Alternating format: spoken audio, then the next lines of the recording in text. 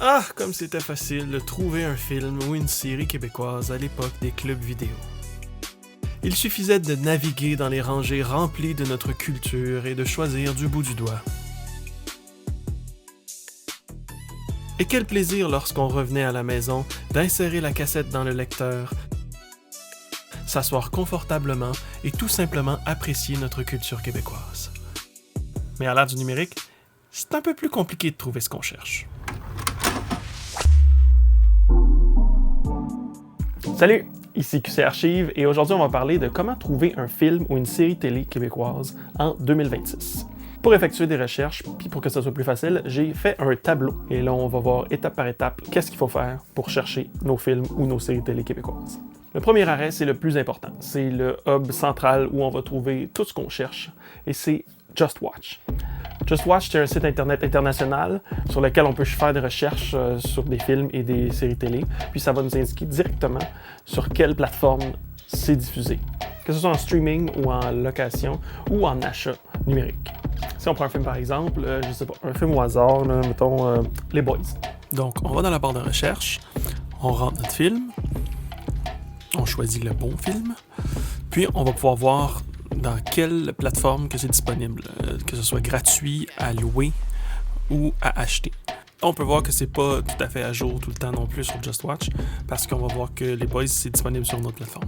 Ensuite, si on cherche un film de fiction, le deuxième lieu où on peut aller si on ne trouve pas sur Just Watch, ça va être ouvoir.ca. Ouvoir.ca, c'est un peu le même principe que Just Watch, sauf que c'est un site québécois. Donc, parfois, leurs informations vont être plus à jour. Malheureusement, comme Just Watch, on peut voir que c'est pas certain à 100%. C'est comme là, on cherche les Boys, puis il faut descendre vraiment bas avant de trouver le premier film des Boys.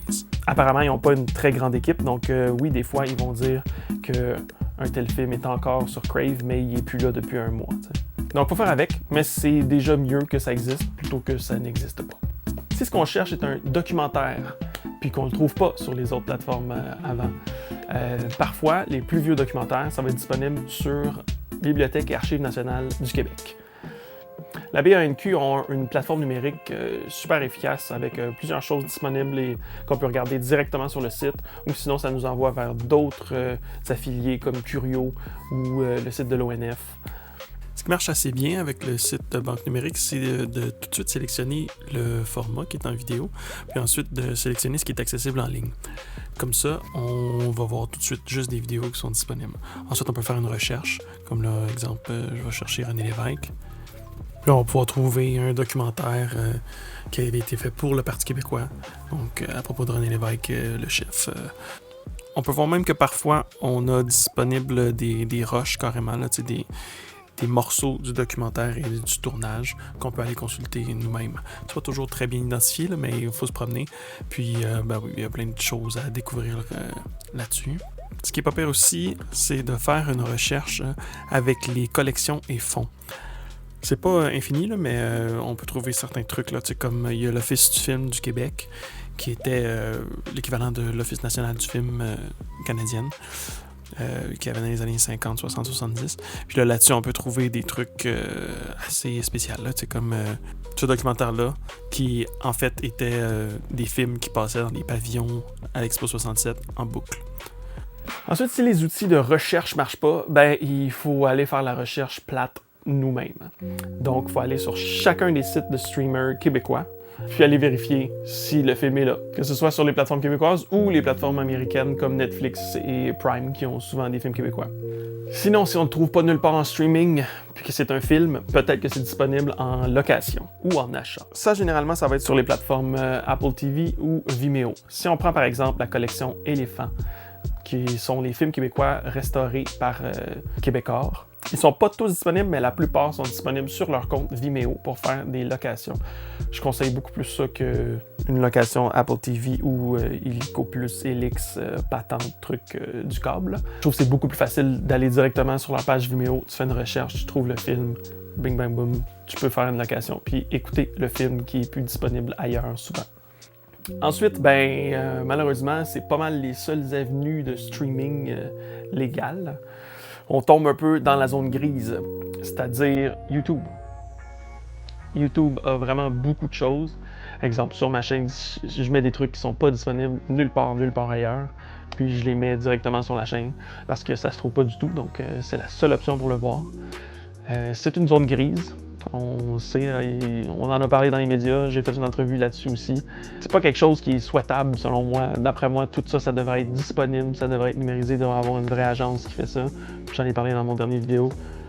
Mais pour le moment, quand on cherche quelque chose, puis qu'on le trouve pas ailleurs, c'est sur YouTube qu'on peut le trouver.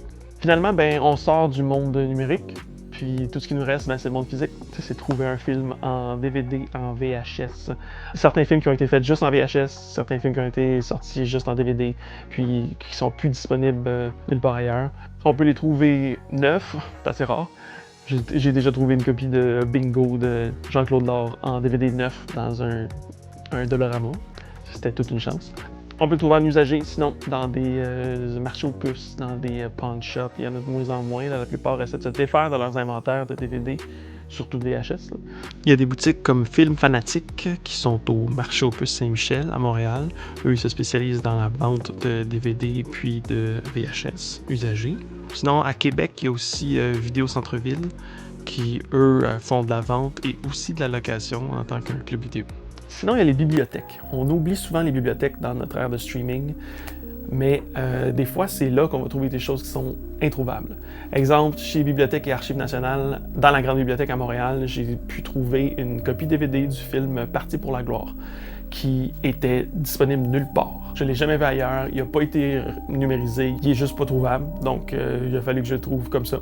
Parfois à la Grande Bibliothèque ou aux Archives nationales juste à côté, on peut visionner des choses sur place. Puis c'est vraiment la seule façon de voir ces affaires-là. Ils ne sont pas disponibles ailleurs, c'est sur place que ça se passe. Finalement, la dernière option qui reste, est-ce que c'est disponible en torrent, en téléchargement illicite ou dans les hautes mers, accompagné de nos magnifiques pirates québécois. Je suis Philippe Ambroise Dubuc.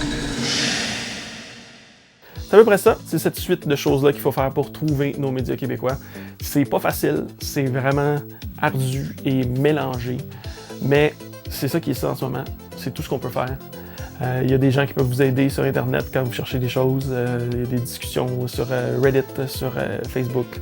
Plein de gens qui peuvent aider si vous cherchez des trucs plus rares comme le film Caboose ou n'importe quoi qui est introuvable, comme vous cherchez des vieilles séries télé, des trucs comme ça.